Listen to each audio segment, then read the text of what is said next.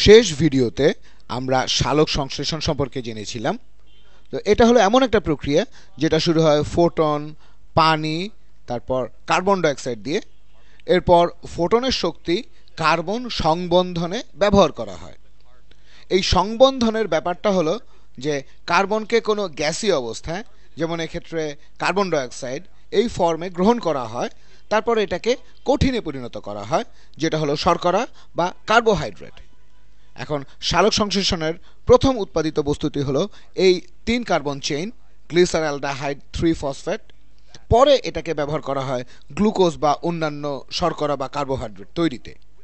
এই প্রাথমিক ধারণার পর চলুন দেখি এই প্রক্রিয়াগুলোতে আসলে কি ঘটে। আমি বলেছিলাম যে এখানে দুইটা স্টেজ আছে, একটা হলো লাইট ডিপেন্ডেন্ট রিঅ্যাকশন আর অন্যটা হলো লাইট ইন্ডিপেন্ডেন্ট রিঅ্যাকশন। আমি এটাকে ডার্ক রিঅ্যাকশন বলতে চাই না, কারণ এটা সূর্যের আলোতেই ঘটে, লাইট রিঅ্যাকশনের সাথে সাথেই ঘটে, কিন্তু এর কেবল ফোটন প্রয়োজন হয় না। তো প্রথমে লাইট ডিপেন্ডেন্ট রিঅ্যাকশন, এটার দিকে নজর দেওয়া যাক, যে যার আসলেই ফোটন প্রয়োজন হয় সূর্যের আলো থেকে, অথবা যে হিট ল্যাম্পটা গ্রিন হাউসে ব্যবহার করা হয় সেখান থেকে। তো এই ফোটনকে ব্যবহার করা হয় পানির সাথে এটিপি তৈরিতে। এর পাশাপাশি এনএডি প্লাসকে এনএডিপিএইচ এ বিজারিত করতে। এনএডিপিএইচ মনে রাখবেন, রিডাকশন বা বিজারণ মানে হলো ইলেকট্রন অথবা হাইড্রোজেনের পরমাণু অর্জন করা। দুটো একই ব্যাপার, কারণ যখন হাইড্রোজেন পরমাণুর ইলেকট্রন সহ গৃহীত হয়, হাইড্রোজেন অতটা ইলেকট্রোনেগেটিভ না, তাই এর ইলেকট্রনটিও গৃহীত হয়। অর্থাৎ এটা হলো হাইড্রোজেন এবং এর অক্সিজেন দুইজনকেই গ্রহণ করা। আরও গভীর আলোচনায় যাবার আগে আমার মনে হয় উদ্ভিদের শরীরতত্ত্বটা একটু জেনে নেওয়া উচিত। আমি এখানে কিছু উদ্ভিদ কোষ আঁকছি। উদ্ভিদ কোষে দেখা যায় কোষ প্রাচীর, যেটা কোষগুলোকে একটু শক্ত আকৃতিতে ধরে রাখে। তো এখানে উদ্ভিদ কোষ, এগুলো প্রত্যেকটা বর্গ বা চতুর্ভুজ। এই কোষগুলোতে থাকে ক্লোরোপ্লাস্ট নামে এক ধরনের অর্গানেল। মনে রাখবেন যে অর্গানেলগুলো কোষের অঙ্গ হিসেবে কাজ করে। এরা কোষ পর্দায় ঢাকা কোষের সাব ইউনিট। অবশ্য কোষে নিউক্লিয়াস, ডিএনএ ইত্যাদিও থাকে, তবে এখানে আমি কেবল ক্লোরোপ্লাস্টই আঁকবো, যা সাধারণ উদ্ভিদ কোষ আর অন্যান্য জীবে থাকে যারা সালোক সংশ্লেষণ করে। তবে এখানে কেবল আমি উদ্ভিদ কোষ নিয়ে আলোচনা করব, কারণ এদের সাথেই আমরা সবচেয়ে বেশি পরিচিত। তো এই উদ্ভিদ কোষগুলোর প্রত্যেকটিতে 10 থেকে 50টা ক্লোরোপ্লাস্ট থাকে। ক্লোরোপ্লাস্ট আমি এটা সবুজ কালিতে আঁকছি, কারণ ক্লোরোপ্লাস্ট ক্লোরোফিল ধারণ করে, যেটা আমাদের চোখে সবুজ দেখায়। মনে রাখবেন, এরা সবুজ কারণ এরা সবুজ আলো প্রতিফলন করে। এরা লাল, নীল আর অন্যান্য তরঙ্গ দৈর্ঘ্যের আলো শোষণ করে, তাই এদেরকে সবুজ দেখায়। এ ব্যাপারে আমি পরে আরও বিস্তারিত বলবো। তো এখানে 10 থেকে 50টা ক্লোরোপ্লাস্ট আছে। এখন যদি একটা ক্লোরোপ্লাস্টকে কাছ থেকে দেখি, তাহলে পরিষ্কার করে বলি এখানে যে এই জিনিসটা হলো উদ্ভিদ কোষ, একটা উদ্ভিদ কোষ। আর এর ভেতরে প্রত্যেকটা সবুজ অর্গানেল, এইগুলো হলো ক্লোরোপ্লাস্ট। ক্লোরোপ্লাস্ট। এরপর এটাকে যদি কাছ থেকে দেখেন, একটা ক্লোরোপ্লাস্টকে কাছ থেকে দেখলে দেখব অনেকটা এই রকম। এর একটা মেমব্রেন আছে, একটা পর্দা আছে। এই পর্দার ভেতরে যে তরলটা, এই তরলটাকে বলা হয় স্ট্রোমা। এই তরলটা হলো স্ট্রোমা, ক্লোরোপ্লাস্টের স্ট্রোমা। আর ক্লোরোপ্লাস্টের ভেতরেই আছে এই পর্দার স্তূপগুলো, ভাঁজ করা পর্দার স্তূপ। আমি এখানে এটা আঁকছি। এই হলো 1, 2, আমি এখানে স্তূপটা আঁকছি। এটাকে দেখতে অনেকটা প্যানকেকের মতো বলে মনে হতে পারে। দেখি এখানে আরও কিছু আঁকি, এখানেও কিছু আঁকি, এখানেও কিছু। তো এখানে এই যে এই প্রত্যেকটা চ্যাপটা প্যানকেককে বলা হয় থাইলাকয়েড। তো এটা হলো থাইলাকয়েড, এটা একটা থাইলাকয়েড, এইটা আরেকটা থাইলাকয়েড। এর একটা পর্দা আছে যেটা খুবই গুরুত্বপূর্ণ। একটু পরে পর্দাটাকে আরো কাছ থেকে দেখব। পর্দাটাকে আমি এখানে রং দিচ্ছি একটু। এই থাইলাকয়েডের ভেতরে এই যে তরলটা, এখানে হালকা সবুজ কালিতে এটা দাগানো, হালকা সবুজ কালিতে, এটাকে বলা হচ্ছে থাইলাকয়েড স্পেস বা থাইলাকয়েড লুমেন। লুমেন এই পরিভাষাগুলো সব জেনে নেই। এখানে এই যে থাইলাকয়েডের স্তূপ, এটাকে বলা হয় গ্রানা। থাইলাকয়েডের স্তূপকে বলা হয় গ্রানা। এটা হলো একটা গ্রানা। এটাও এক ধরনের অর্গানেল। অনেকে মনে করেন যে এই অর্গানেলগুলো আগে ছিল জীব, হয়তো প্রোক্যারিয়াট, পরে এরা অন্য ইউক্যারিয়াট জীবের মধ্যে বসবাস করা শুরু করে। এদের নিজস্ব ডিএনএ আছে। মাইটোকন্ড্রিয়া এর মধ্যে আরেকটা উদাহরণ, যে মানুষজন বিশ্বাস করে যে মাইটোকন্ড্রিয়াও এক সময় ছিল একটা জীব, একটা ইউক্যারিয়াট না প্রোক্যারিয়াট জীব। পরে এরা অন্যান্য কোষের সাথে যুক্ত হয়ে বা খাবারের বিনিময়ে শক্তি উৎপাদন করা শুরু করে। সম্মিলিতভাবে বিবর্তনের মাধ্যমে এরা ভিন্ন একটা কোষীয় অঙ্গে পরিণত হয়। এটা দিয়ে বোঝা যায় আমরা কিভাবে বিবর্তিত হলাম। এভাবে বিভিন্ন প্রসঙ্গ এসেছে। এখানে রাইবোজোম আছে।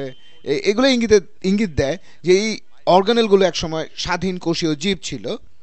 তো এ ব্যাপারে যথেষ্ট হয়েছে। এখন আমরা আবার এটাকে কাছ থেকে দেখব।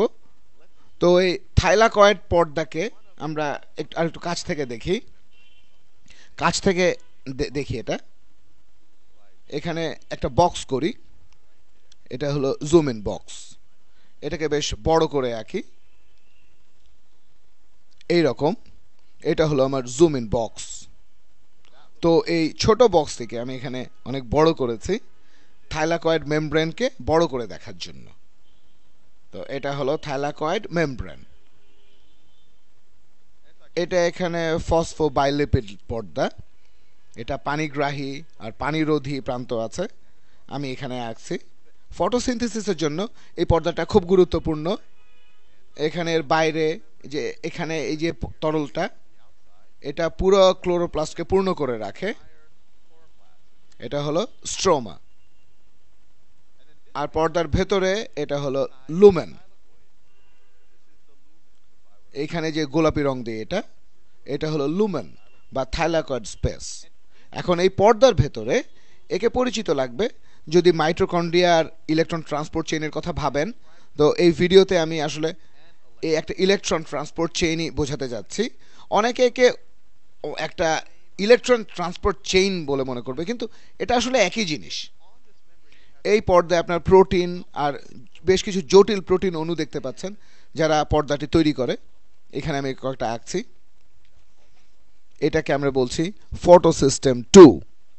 এই নামের কারণটা হলো এরা যে কাজটা করে ফটোসিস্টেম 2, এই কাজটা খুবই জটিল। আমি এখানে চট করে দেখাচ্ছি। ফটোসিস্টেম 2 আসলে অনেকটা এরকম দেখায়। দেখতেই পাচ্ছেন এখানে যে ব্যাপারটা বেশ জটিল। এই যে সিলিন্ডারগুলো, এগুলো হলো প্রোটিন, সবুজ অংশগুলো হলো ক্লোরোফিল, অণু, সব রকম জিনিস এখানে একত্রিত হয়ে আছে। তাই জটিল শব্দটাই এখানে সবচেয়ে উপযুক্ত। এখানে এক গাদা প্রোটিন, এক গাদা অণু স্তূপ হয়ে আছে, তারপর একটা নির্দিষ্ট কাজ সম্পাদনের জন্য। আমি একটু বাদে ব্যাখ্যা করছি। এটা হলো ফটোসিস্টেম 2। এখানে আছে, এছাড়া আছে ফটোসিস্টেম 1। এখানে আরও কিছু অণু আছে, সাইটোক্রোম B6F কমপ্লেক্স। এটা আলাদা রঙে আঁকি এখানে। আমি এটা এখনই বিস্তারিত বলছি না।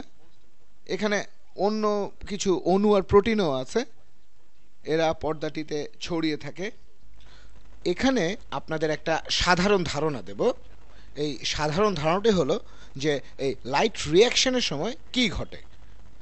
লাইট ডিপেন্ডেন্ট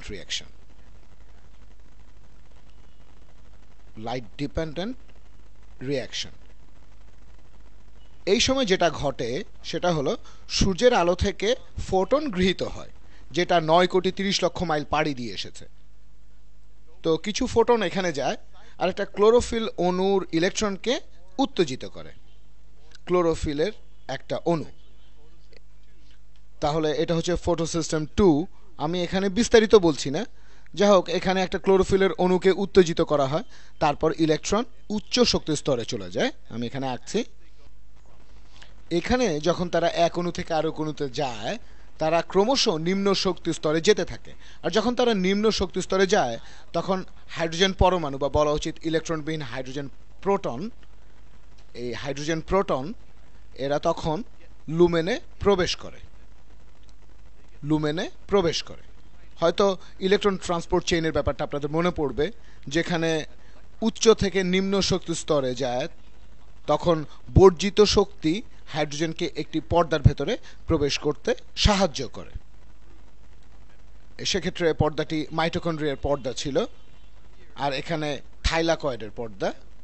কিন্তু উভয় ক্ষেত্রে একই ঘটনা ঘটে, যে এখানে ফোটন ইলেকট্রনকে উত্তেজিত করে, ইলেকট্রন উচ্চ শক্তি স্তরে উন্নীত হয়, তারপর ক্রমশ নিম্ন শক্তি স্তরে যায়, তারপর ফোটোসিস্টেম 1-এ প্রবেশ করে, এরপর আরেকটা ইলেকট্রন অন্য আরেকটা ফোটন দ্বারা আঘাতপ্রাপ্ত হয়, তারপর আবার উচ্চ স্তরে যায়, তারপর ক্রমশ নিম্ন স্তরে যেতে থাকে। আর প্রতিটা ক্ষেত্রেই এই বর্জিত শক্তিটা হাইড্রোজেন প্রোটনকে লুমেনে প্রবেশ করতে সাহায্য করে। এখানে হাইড্রোজেন প্রোটন একটা কনসেন্ট্রেশন তৈরি হয়। এটা অনেকটা ইলেকট্রন ট্রান্সপোর্ট চেইনের মতো। এখানে হাইড্রোজেন প্রোটনের একটা কনসেন্ট্রেশন, সেটা এটিপি সিনথেজ শুরু করে। পুরোপুরি একই রকম। এখানে আমি এটিপি সিনথেজটা আঁকছি যাতে করে আপনারা বুঝতে পারেন যে এটিপি সিনথেজ দেখতে অনেকটা এইরকম। আক্ষরিকভাবেই এখানে হাইড্রোজেন প্রোটনের একটা কনসেন্ট্রেশন তৈরি হয়, তারপর তারা লুমেন থেকে স্ট্রোমায় ফিরতে চায় আর সেখানে চলে যায়, তারপর এটিপি সিনথেজ ঘটায়। এটা অন্য রঙে আঁকি। তাহলে এই হাইড্রোজেন প্রোটন তাদের পথ করে নেবে, ফিরে যাবে, গ্রেডিয়েন্ট দিয়ে নিচে চলে যাবে। এই ব্যাপারটা অনেকটা ইঞ্জিনের মতো। এটা আমি রেসপিরেশনের ভিডিওতে বিস্তারিত বলেছি। এখানে তাহলে এটিপি সিনথেজের উপরের অংশকে আর এডিপি এর সাথে ফসফেট একত্রিত করে। এডিপি ও ফসফেট একত্রিত করে এবং এটিপি উৎপন্ন করে, তৈরি করে এটিপি। এটা একটা সাধারণ ধারণা, একটু পরে আমি আরো বিস্তারিত বলছি। এখন এইমাত্র যেটা বললাম এই প্রক্রিয়াটাকে বলা হয় ফটোফসফোরাইলেশন। এটা একটু অন্য রঙে আঁকি, অন্য রঙে লিখি, ফটোফসফোরাইলেশন। এই নামের কারণটা কি? এর কারণ এটা ফোটন ব্যবহার করে, তাই ফোটো অংশটি এসেছে এখানে। ফোটন ব্যবহার করে এটা ইলেকট্রন আর ক্লোরোফিলকে উত্তেজিত করে। যখন ইলেকট্রন একটি থেকে আরেকটা অণুতে যেতে থাকে তখন ক্রমশ নিম্ন শক্তি স্তরে নামতে থাকে। যখন নিম্ন শক্তি স্তরে যেতে থাকে তখন হাইড্রোজেন প্রোটনকে স্ট্রোমা থেকে লুমেনে নিয়ে যায়। এরপর হাইড্রোজেন প্রোটনগুলো ফিরে যেতে চায়। একে কিমিঅসমোসিস বলতে পারেন। এরা স্ট্রোমায় ফিরে যায় এবং এটি এটিপি সিনথেজ ঘটায়। ঠিক এইখানে এটা হলো এটিপি সিনথেজ। এটিপি সিনথেজ মূলত এডিপি আর ফসফেট গ্রুপকে একত্রিত করে, তারপর এটিপি উৎপাদন করে। এখন আমি যখন লাইট রিঅ্যাকশন আর ডার্ক রিঅ্যাকশন নিয়ে বলছিলাম তখন বলেছিলাম যে লাইট রিঅ্যাকশনের দুইটা উপজাত রয়েছে। এখানে আছে এটিপি, এছাড়াও আছে এখানে আসলে তিনটা বাই প্রোডাক্ট, এটিপি, তারপর এনএডিপিএইচ, যা এনএডিপি প্লাস বিজারিত হয়ে তৈরি হয়। এটা ইলেকট্রন আর হাইড্রোজেন গ্রহণ করে। এগুলো কোত্থেকে আসে? এখন আমরা যদি নন সাইক্লিক অক্সিডেটিভ ফসফোরাইলেশন বা নন সাইক্লিক লাইট রিঅ্যাকশনের কথা বলি, তবে যখন ইলেকট্রন উচ্চ থেকে নিম্ন শক্তি স্তরে যায় তখন শেষ ইলেকট্রন গ্রহীতা হয় এনএডিপি প্লাস। তখন এটি ইলেকট্রন আর এর সাথে একটা হাইড্রোজেন প্রোটন গ্রহণ করে, তখন এটা NADPH হয়ে যায়। এখন আমি আবারও বলছি যে এটা একটা অংশ পানি। এটা খুবই ইন্টারেস্টিং যে পানি জারিত হলে দুইটা আণবিক অক্সিজেন তৈরি হয়। এটা কোথায় হয়? এখানে ফটোসিস্টেম 1-এ একটা ক্লোরোফিল পরমাণু আছে, একটা ক্লোরোফিল অণু যার ইলেকট্রন উত্তেজিত হয়েছে, যা উচ্চ শক্তি স্তরে আরোহণ করে এবং উত্তেজনা একটি থেকে আরেকটি অণুতে ছড়িয়ে পড়ে। এখানে একটা প্রশ্ন আসে যে এই ইলেকট্রনটিকে কি দিয়ে প্রতিস্থাপিত করা যায়। এর উত্তর হচ্ছে একে পানির ইলেকট্রন দিয়ে প্রতিস্থাপিত করা হয়। তো এখানে আক্ষরিকভাবেই H2O আছে, আর H2O এখানে হাইড্রোজেন আর ইলেকট্রন দান করে। কল্পনা করেন এটা দুইটা হাইড্রোজেন প্রোটন আর দুইটা ইলেকট্রন দিচ্ছে উত্তেজিত ইলেকট্রনটিকে প্রতিস্থাপিত করতে, যা ফোটন দ্বারা উত্তেজিত হয়েছে। সমস্ত ফটোসিস্টেম 1-এ এটা হচ্ছে এবং শেষে NADPH এ পরিণত হচ্ছে। তো আক্ষরিকভাবেই পানির ইলেকট্রন তুলে নেওয়া হচ্ছে এবং হাইড্রোজেনগুলো আণবিক অক্সিজেনের সাথে যুক্ত হচ্ছে। এখানে আরেকটা ব্যাপারে দৃষ্টি আকর্ষণ করতে চাই, এখানে রসায়নের কিছু গুরুত্বপূর্ণ ব্যাপার ঘটছে। আপনি এখানে জারণ করছেন পানিকে, অক্সিডাইজ করা হচ্ছে পানিকে, আর সমগ্র জৈবিক রাজ্যে একমাত্র স্থান যেটা যথেষ্ট শক্তি সম্পন্ন যে পানিকে জারিত করা। আক্ষরিকভাবেই পানি থেকে ইলেকট্রন নিচ্ছে আর অক্সিজেনকে জারিত করছে। তাহলে এখানে অক্সিজেন থেকে ইলেকট্রন নেওয়া হচ্ছে। তাহলে একমাত্র যে এই স্থানে এতটা শক্তিশালী জারক আছে সেটা হলো ফটোসিস্টেম 2। এটা খুবই গুরুত্বপূর্ণ রসায়নের ক্ষেত্রে। সাধারণত পানিতে ইলেকট্রনগুলা এই অক্সিজেনের চারপাশে ঘুরতে থাকে। অক্সিজেন খুবই ইলেকট্রোনেগেটিভ একটা পরমাণু, সে কারণে আমরা এই জারণকে বলি অক্সিডাইজেশন, কারণ অক্সিজেন অক্সিডাইজিংয়ে খুবই ভালো। কিন্তু হঠাৎই আমরা এমন একটা জিনিস পেলাম যা অক্সিজেনকে জারিত করতে পারে। এটা অক্সিজেন থেকে ইলেকট্রন তুলে নেয়, ক্লোরোফিলকে দেয়, তারপর ক্লোরোফিলের ইলেকট্রন উত্তেজিত হয় ফোটন দ্বারা, তারপর ইলেকট্রনগুলো ক্রমশ নিম্ন শক্তি স্তরে যায়, তারপর ফটোসিস্টেম 1-এ উত্তেজিত হয়, তারপর আরেক গুচ্ছ ফোটন দ্বারা আবার ক্রমশ নিম্ন শক্তি স্তরে যায়, তারপর অবশেষে NADPH-এ পরিণত হয়। পুরো জিনিসটাতেই তারা উচ্চ শক্তি স্তর থেকে নিম্ন শক্তি স্তরে যায়, তারপর বর্জিত শক্তি হাইড্রোজেন প্রোটনকে স্ট্রোমা থেকে পর্দা ভেদ করে লুমেনে পাঠায়, আর এই গ্রেডিয়েন্টটি ATP প্রস্তুতিতে ব্যবহৃত হয়।